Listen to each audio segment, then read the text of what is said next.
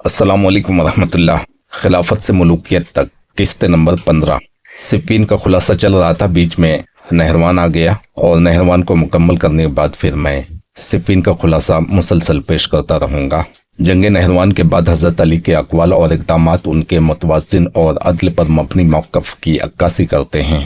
جب خوارج نہروان میں مارے گئے تو حضرت علی نے اللہ کی حمد و ثنا بیان کرتے ہوئے فرمایا، تمام تعریفیں اللہ کے لیے ہیں جس نے اپنا وعدہ سچا کر دکھایا، اپنے بندے کی مدد کی اور دشمن گروہوں کو اکیلا مغلوب کیا۔ تاریخ تبری جلد 4 صفحہ 53، الکامل ابن اسیر جلد 3 صفحہ 356۔ اسی کے ساتھ آپ نے اپنے ساتھیوں کو نصیحت کی، میرے بعد خوارج کو قتل نہ کرنا، کیونکہ جو حق کا طلبگار ہو اور خطا کر بیٹھے وہ اس جیسا نہیں جو باطل کو تلاش کرے اور پالے۔ نہج البلاغہ خطبہ 61، ابن ابی الحدید شرح نہج البلاغہ جلد 2 صفحہ 274۔ آپ نے خوارج کے بارے میں یہ بھی فرمایا، یہ ہمارے بھائی ہیں جنہوں نے ہم پر بغاوت کی۔ مصنف ابن ابی شیبہ جلد 7 صفحہ 567، تبری جلد 4 صفحہ 50۔ تاہم جب ان کے انجام کے بارے میں پوچھا گیا تو آپ نے کہا، نبی صلی اللہ علیہ وسلم کی زبان مبارک سے ہمیں خبر دی گئی ہے کہ ان کا ٹھکانہ آگ ہے۔ مسند احمد جلد 1 صفحہ 86، مستدرک حاکم جلد 2 صفحہ 150۔ جنگ کے بعد حضرت علی نے سب سے پہلے اپنے شہداء کو دفن کیا اور فوج کو از سر نو منظم کیا۔ تاریخ تبری کے مطابق خوارج کے تقریباً 4000 افراد مارے گئے، جبکہ حضرت علی کے لشکر سے صرف 8 یا 9 آدمی شہید ہوئے۔ تاریخ تبری جلد 4 صفحہ 53، ابن کثیر البدایہ والنہایہ جلد 7 صفحہ 293۔ اس کے بعد آپ نے شام کی طرف پیش قدمی کا ارادہ کیا تاکہ معاویہ کی بغاوت کو ختم کیا جا سکے، الکامل ابن اسیر جلد 3 صفحہ 357۔ لیکن اہل کوفہ نے حسب سابق سستی اور بے رغبتی دکھائی۔ یہ صورتحال حضرت علی کے لیے شدید رنج و غم کا باعث بنی اور آپ نے کئی خطبوں میں کوفیوں کی بے وفائی اور کمزوری پر اظہار ناراضگی فرمایا۔ ایک موقع پر فرمایا، اے کوفہ والو، تمہارے دل ایک نہیں ہیں، تمہارے ارادے بکھرے ہوئے ہیں۔ میں تمہارے ساتھ جنگ کے لیے بلاتا ہوں، مگر تمہاری حالت ایسی ہے کہ جیسے کوئی شخص بار بار تمہیں ڈھکیل رہا ہو اور تم آگے بڑھنے پر آمادہ نہیں ہو۔ نہج البلاغہ خطبہ 29۔ ایک اور موقع پر آپ نے فرمایا، اے کاش اللہ مجھے تمہارے بدلے اتنے ہی بہادر لوگ دے دیتا جتنے یہ بنی فراز کے لوگ ہیں۔ نہج البلاغہ خطبہ 97۔ اسی طرح آپ نے کہا، اللہ کی قسم مجھے تمہارے بارے میں یہ گمان ہو گیا ہے کہ اگر میں شام کے لوگوں سے لڑائی کے لیے تمہیں آمادہ کروں تو تم کہو گے ہمیں معاویہ کے بیٹے یزید کے ساتھ بھیج دو، کیونکہ معاویہ تو بوڑھا ہو گیا ہے۔ نہج البلاغہ خطبہ 34۔ ان تمام حالات میں حضرت علی نے عراق اور اطراف میں امن قائم کیا اور مالی نظام میں عدل جاری رکھا، بیت المال کو عوام میں برابر تقسیم کیا۔ ابن سعد الطبقات الکبریٰ جلد 3 صفحہ 23۔ تاہم اہل کوفہ کی کمزوری اور دنیا پرستی کی وجہ سے شام کی مہم بار بار مؤخر ہوتی رہی، یہاں تک کہ آپ کی شہادت تک یہ ادھوری رہی۔ البدایہ والنہایہ جلد 7 صفحہ 295، تبری جلد 4 صفحہ 55۔ اس طرح واضح ہوتا ہے کہ حضرت علی کی اصل حکمت عملی یہ تھی کہ خوارج کو ختم کر کے امت کو دوبارہ ایک خلافت پر جمع کریں، مگر اہل کوفہ کی بے وفائی اور کمزوری اس راہ میں سب سے بڑی رکاوٹ ثابت ہوئی۔ صفین کی جنگ کے بعد قرآن نیزوں پر اٹھایا گیا تو جنگ رک گئی اور دونوں لشکروں نے یہ فیصلہ کیا کہ معاملہ تحکیم کے ذریعے طے کیا جائے، یعنی ایسے حکم مقرر کیے جائیں جو قرآن کے مطابق فیصلہ کریں۔ حضرت علی کی طرف سے اہل عراق کے شدید اصرار پر ابو موسیٰ اشعری کو حکم بنایا گیا، جبکہ شام کی طرف سے عمرو بن عاص منتخب ہوئے۔ یہ معاملہ دومت الجندل میں طے پایا۔ اس معاہدے کی بنیادی شرط یہ تھی کہ دونوں حکم قرآن و سنت کی روشنی میں فیصلہ کریں گے اور اگر مناسب سمجھیں تو کسی کو معزول یا مقرر بھی کر سکتے ہیں۔ التبری تاریخ امم والملوک جلد 4 صفحہ 26، ابن کثیر البدایہ والنہایہ جلد 7 صفحہ 263، ابن اسیر الکامل فی التاریخ جلد 3 صفحہ 354۔ یہ معاہدہ زیادہ دیر قائم نہ رہ سکا۔ ابو موسیٰ اشعری نرم دل اور سادہ طبیعت کے باعث اس نتیجے پر پہنچے کہ حضرت علی اور معاویہ دونوں کو معزول کر کے امت کو اختیار دیا جائے کہ وہ نیا خلیفہ منتخب کرے۔ دوسری طرف عمرو بن عاص نے چالاکی دکھاتے ہوئے پہلے ابو موسیٰ کو اعلان پر راضی کیا، مگر خود اعلان کرتے ہوئے کہا، ابو موسیٰ نے علی کو معزول کیا اور میں اعلان کرتا ہوں کہ میں علی کو معزول کرتا ہوں اور معاویہ کو خلیفہ مقرر کرتا ہوں۔ ابن کثیر البدایہ والنہایہ جلد 7 صفحہ 267، تبری جلد 4 صفحہ 40۔ اس دھوکے کے باعث یہ معاہدہ ناکام ہو گیا اور بجائے اس کے کہ مسئلہ حل ہو اختلاف مزید بڑھ گیا۔ حضرت علی نے اس فیصلے کو قبول نہ کیا اور اہل کوفہ کو دوبارہ جنگ کے لیے تیار کیا، لیکن ان کے لشکر کے اندر ہی اختلاف پیدا ہو گئے۔ خصوصاً خوارج کے خروج نے ان کی پالیسیوں کو شدید نقصان پہنچایا۔ نہج البلاغہ خطبہ 123 ابن اسیر الکامل جلد 3 صفحہ 357۔ اس ناکامی کے بعد حضرت معاویہ نے اپنے اقدامات کو مزید مستحکم کیا۔ عمرو بن عاص کے اعلان کے بعد شام کے قبائل نے بڑے پیمانے پر ان کی بیعت کر لی اور یہ اعلان شام والوں کے نزدیک شرعی جواز بن گیا۔ اب معاویہ نے اپنے آپ کو صرف امیر شام نہیں بلکہ امیر المومنین کے طور پر پیش کیا، اور بڑے قبائل جیسے کلب، قیس، غسان، لخم اور جزام نے ان کی اطاعت اختیار کی۔ الطبری جلد 4 صفحہ 40، ابن کثیر جلد 7 صفحہ 268۔ حضرت عمر اور حضرت عثمان کے دور میں شام ایک مضبوط اور منظم صوبہ بن چکا تھا۔ معاویہ نے اسے مزید استحکام دیا۔ انہوں نے فوج کو باقاعدہ تنخواہیں دی، گھڑ سوار دستے اور بحری بیڑے تیار کیے، اور بیت المال کو اپنے کنٹرول میں مضبوطی سے رکھا تاکہ فوجی اور سیاسی مہمات کو سہارا دیا جا سکے۔ ابن اسیر الکامل جلد 3 صفحہ 361، بلازری فتوح البلدان جلد 1 صفحہ 239۔ معاویہ نے اپنے دعوے کی بنیاد قصاص عثمان پر رکھی اور یہ موقف اختیار کیا کہ جب تک حضرت عثمان کے قاتلوں کو سزا نہیں دی جاتی تب تک ان کی بیعت نہیں ہو سکتی۔ اس بیانیے نے شام میں حد مقبولیت حاصل کی اور عوامی حمایت بڑھی۔ ابن کثیر جلد 7 صفحہ 269، بلازری انصاب الاشراف جلد 5 صفحہ 62۔ اس کے ساتھ ہی معاویہ نے عراق کی سرحدوں پر چھاپہ مار مہمات روانہ کی تاکہ حضرت علی کے لشکر کو کمزور کیا جا سکے۔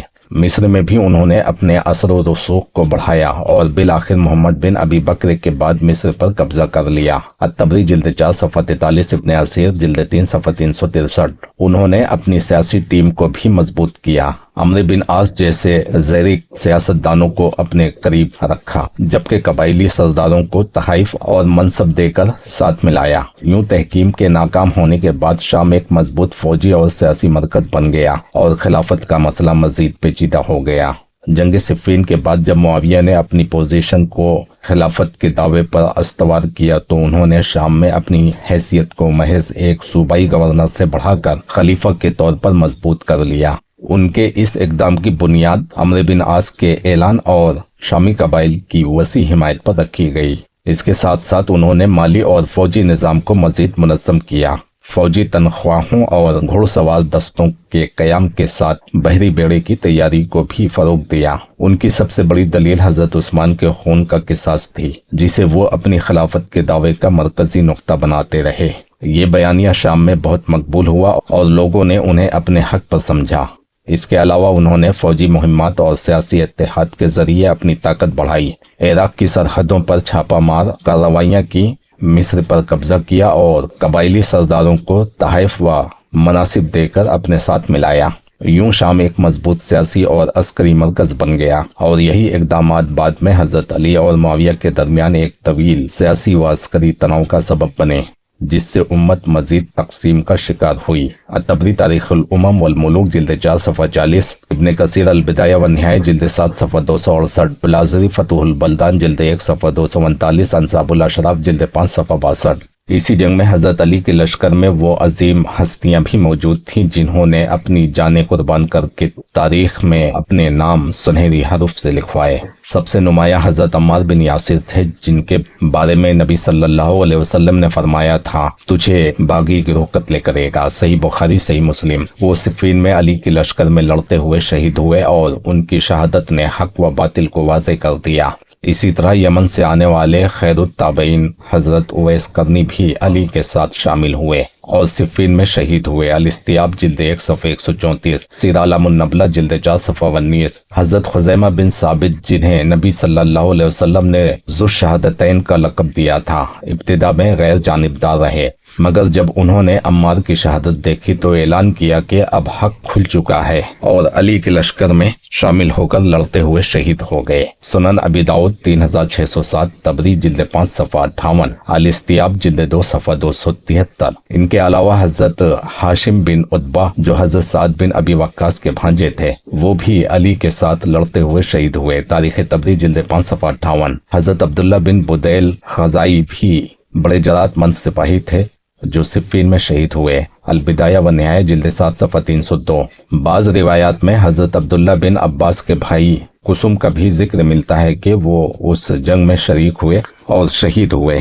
अंसाबुल अशराफ बलाज़री जिल्द 3 सफ़ा 137। इन अजीम शख्सियत की शहादत ने यह हकीकत साबित कर दी कि अली के साथ सिर्फ आम लोग नहीं बल्कि जलीलुल कद्र सहाबा और बेहतरीन ताबईन भी खड़े थे। खास तौर पर हज़रत खुज़ैमा बिन साबित की शमूलियत और शहादत एक फैसला कुन मोड़ थी, क्योंकि वो नबी सल्लल्लाहु अलैहि वसल्लम की नज़र में ज़ु शहादतैन थे और उनकी गवाही 2 अफराद के बराबर करार दी गई थी। उनका ऐलान और शहादत इस बात पर हुज्जत थी कि अम्मार को कत्ल करने वाला गिरोह बागी है और अली के लश्कर के साथ खड़ा होना ही हक है। सही बुखारी 447, सही मुस्लिम 2915, तबरी जिल्द 5 सफ़ा 58, अल-असाबा जिल्द 2 सफ़ा 233। हज़रत खुज़ैमा बिन साबित अंसारी जो ज़ु शहादतैन के लक़ब से मशहूर थे, जंग सिफ़ीन के आगाज में गैर जानिबदार रहे, लेकिन जब उन्हें हज़रत अम्मार बिन यासिर की शहादत की खबर मिली तो वो बेइख्तियार रोने लगे और ऐलान किया कि नबी सल्लल्लाहु अलैहि वसल्लम ने फरमाया था अम्मार को बागी गिरोह कत्ल करेगा और आज अम्मार को मुआविया के लश्कर ने शहीद किया है, लिहाजा अब कोई शुबा बाकी नहीं रहा कि हक अली के साथ है। तारीख तबरी जिल्द 5 सफ़ा 58, अल-इस्तियाब जिल्द 2 सफ़ा 373। इस ऐलान के बाद वो अपनी तलवार लेकर अली के खेमे में आए और कहा कि जब तक अम्मार जिंदा थे वो इंतजार कर रहे थे कि मामला किस तरफ पलटेगा, लेकिन अब के अम्मार को बातिल गिरोह ने कत्ल किया है तो वो भी अपना खून अली के साथ बहाएंगे। अल-इस्तियाब जिल्द 2 सफ़ा 273, अल-असाबा जिल्द 2 सफ़ा 233। फिर वो मैदान में निकले ये नारा लगाते हुए कि मैं गवाही देता हूँ कि अली हक पर हैं और मुआविया बातिल पर है। उन्होंने बहादुरी से दुश्मन पर हमला किया और कई अफराद को कत्ल करने के बाद जाम शहादत नोश किया। तबरी जिल्द 5 सफ़ा 58, इब्ने असीर अल कामिल जिल्द 3 सफ़ा 342। उनकी शहादत का असर अहले कूफा और अवामी राय पर निहायत गहरा हुआ। कूफा के लोग उन्हें बड़े जलीलुल कद्र सहाबी और ज़ु शहादतैन के लक़ब से जानते थे, इसलिए जब उन्होंने गैर जानिबदारी छोड़कर अली का साथ दिया तो कूफा के आम लोगों में ये बात फैल गई कि अब मामला बिल्कुल वाज़ेह है। अल-इस्तियाब जिल्द 2 सफ़ा 373, तारीख तबरी जिल्द 5 सफ़ा 58। सिफ़ीन में बहुत से लोग तज़ब्ज़ुब का शिकार थे क्योंकि दोनों तरफ बड़े बड़े सहाबा मौजूद थे, मगर खुज़ैमा जैसे सिका साहबी का ऐलान और फैसला उनके लिए हुज्जत शरी बन गया और शक व शुबा खत्म हो गया। अल-असाबा जिल्द 2 सफ़ा 233। उनकी शहादत ने अली के लश्कर के हौसले बुलंद किए और कूफा के वो लोग जो अब तक पीछे थे कहने लगे अगर ज़ु शहादतैन जैसे मोहताज साहबी मैदान में उतर गए तो हमें किस बात का इंतजार है।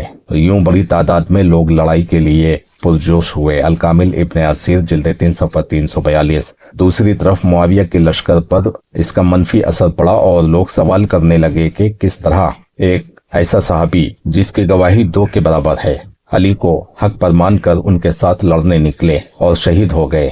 यूं हज़रत खुज़ैमा की शहादत सिर्फ एक फर्द की कुर्बानी नहीं थी बल्कि अहले कूफा के लिए हुज्जत, अवामी राय की रहनुमाई और अली के हक पर होने की जबरदस्त गवाही थी। मोहम्मद बिन अबी बकर जो कि हज़रत अबू बकर सिद्दीक के साहबजादे और हज़रत अली के जानिसार साथी थे, उनकी शहादत का वाक़या तारीख में निहायत दर्दनाक अंदाज से महफूज हुआ है, अगरचे इसके बारे में मुख्तलिफ और बाज़ ज़ईफ़ रिवायात भी मिलती हैं। जब अम्र बिन आस की क़यादत में शाम का लश्कर मिस्र में दाखिल हुआ तो मोहम्मद बिन अबी बकर के पास फौजी ताकत न थी। शिकस्त के बाद वो एक बाग में जा छुपे लेकिन बिलाखिर पकड़ लिए गए। उनके कातिल के तौर पर बाज़ रिवायात में शाम के लश्करी सरदार मुआविया बिन हुदैज अस्सुकूनी का नाम आता है। तारीख तबरी जिल्द 4 सफ़ा 52, इब्ने असीर अल कामिल जिल्द 3 सफ़ा 366। बाज़ दीगर रिवायात में ये जिक्र है कि उन्हें गधे की खाल में डालकर जिंदा या मुर्दा जला दिया गया। इब्ने सात तबकातुल कुबरा जिल्द 3 सफ़ा 195, इब्ने अब्दुल बर अल-इस्तियाब जिल्द 3 सफ़ा 1374। लेकिन इब्ने कसीर ने इस रिवायत को ज़ईफ करार दिया है और कहा है कि इसकी इस्नाद में कलाम है। तारीखी रिवायत में कलाम किया है। दरबारी सोच, अगर कोई कज़ाब रावी है तो जिरा करो ना, खुल कर कहो, ज़ईफ जिद्दन। इस बारे में ये बात भी अहम है कि मुस्तनद रिवायात में ये नहीं मिलता कि खुद अमीर मुआविया ने बराह रास्त ऐसा हुक्म दिया हो, बल्कि अक्सर मुरखैन के नज़दीक ये इक़दाम मिस्र के शाम नवाज कमांडर मुआविया बिन हुदैज का था, न कि खुद मुआविया का। इब्ने कसीर जिल्द 7 सफ़ा 296, अज़-ज़हबी सीर अलामुन नबला जिल्द 3 सफ़ा 482। मजीद ये कि गधे की खाल में डालने वाला वाकया सिर्फ मोहम्मद बिन अबी बकर से मंसूब है और किसी और के साथ ऐसा होने का जिक्र नहीं मिलता। लिहाजा खुलासा ये है कि मोहम्मद बिन अबी बकर को मिस्र में मुआविया बिन हुदैज ने शहीद किया। बाज कमजोर रिवायात के मुताबिक उन्हें गधे की खाल में डालकर जलाया गया, मगर इसकी सेहत पर मुहद्दिसीन ने कलाम किया है।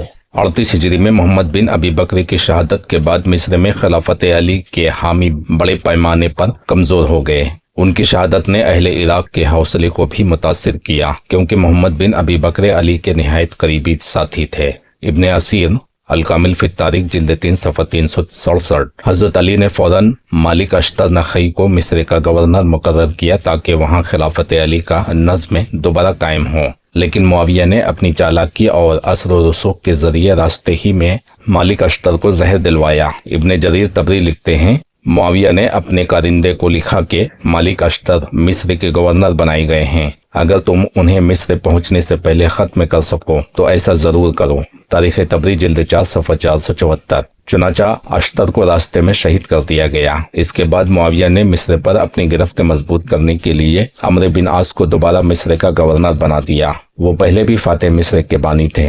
अम्र बिन आस को मिस्र में अवामी असर व रसूख हासिल था, क्योंकि वो मिस्र के पहले वाली थे।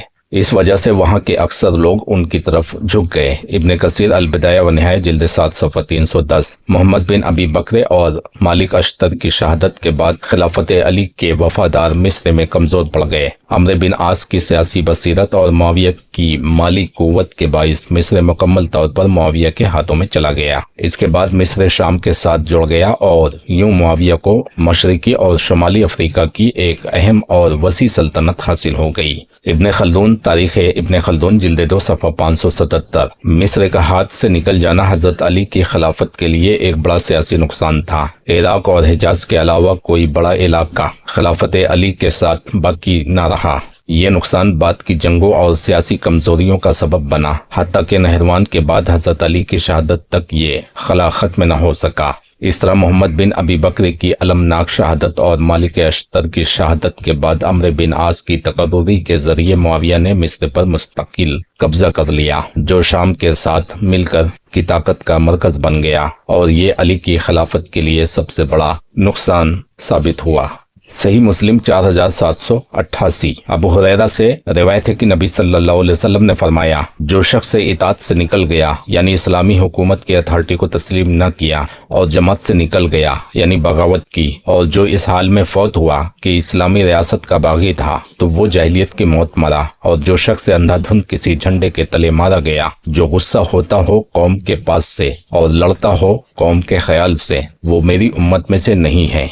और जो मेरी उम्मत पर बगावत करते हुए निकले, मारता हुआ उनके नेकों और बदों को, मोमिन को भी न छोड़े जिससे अहद हो वो भी पूरा न करे, तो वो मेरी उम्मत में नहीं है। सही मुस्लिम 4788। इस हदीस का इतलाक जंग सिफ़ीन के मौके पर साफ जाहिर हुआ, जहां हजरत अली खिलाफत बरहक पर फाइज थे और उम्मत उनकी बैत कर चुकी थी। तारीख तबरी जिल्द 4 सफ़ा 435। नहजुल बलागा मकतूब 6। मगर हजरत मुआविया और उनके साथियों ने उनकी इताअत कबूल करने से इनकार किया और यूं अल खुरूज मिन अल ता के मिज़दाक बने। शाम के लश्कर ने अज़बियत और दुनियावी इक़्तिदार की बुनियाद पर लड़ाई की, जो नबी सल्लल्लाहु अलैहि वसल्लम के फरमान तहत रिवायत में मज़कूर है। इसी जंग में हजरत अम्मार बिन यासिर शहीद हुए, जिनके बारे में नबी सल्लल्लाहु अलैहि वसल्लम ने पहले ही खबर दे दी थी। अम्मार को बागी गिरोह कत्ल करेगा। सही बुखारी 447। सही मुस्लिम 2915। इमा ने भी वजाहत की है। इमाम इब्ने हजर अस्कलानी फरमाते हैं, यह हदीस दलील है कि अली हक पर थे और उनके मुखालिफिन बागी थे, क्योंकि वही अम्मार के कातिल हैं। फतहुल बारी जिल्द 13 सफ़ा 56। इमाम नवी कहते हैं, इस हदीस में दलील है कि अली और उनके असहाब हक पर थे और दूसरा फरीक बागी था। शरह मुस्लिम जिल्द 18 सफ़ा 32। और इब्ने अब्दुल बर ने लिखा, अहले इल्म का इजमा है कि अम्मार को अहले शाम ने कत्ल किया और अली ही हक थे। अल इस्तियाब जिल्द 3 सफ़ा 1142। इस तरह सही मुस्लिम 4788 की हदीस और अम्मार वाली पेशन गोई दोनों एक दूसरे की वजाहत करते हैं कि सिफ़ीन में हजरत अली के मुखालिफिन ही बागी और नाफरमान गिरोह थे। अगली किस्ते में आप सुनेंगे बागी की तारीफ, बगावत की लुग़वी तारीफ। बगावत अल बगी से मुश्तक है और अल बगी लुग़वी तौर पर कभी तलब के लिए आता है और कभी تعدی یعنی ظلم زیادتی کے لیے اصطلاح فقہ میں بغاوت سے مراد ایسی حکومت کے احکام کو نہ ماننا اور اس کے خلاف مسلح خروج کرنا جس کا حق حکمرانی قانون کے مطابق قائم ہوا ہو۔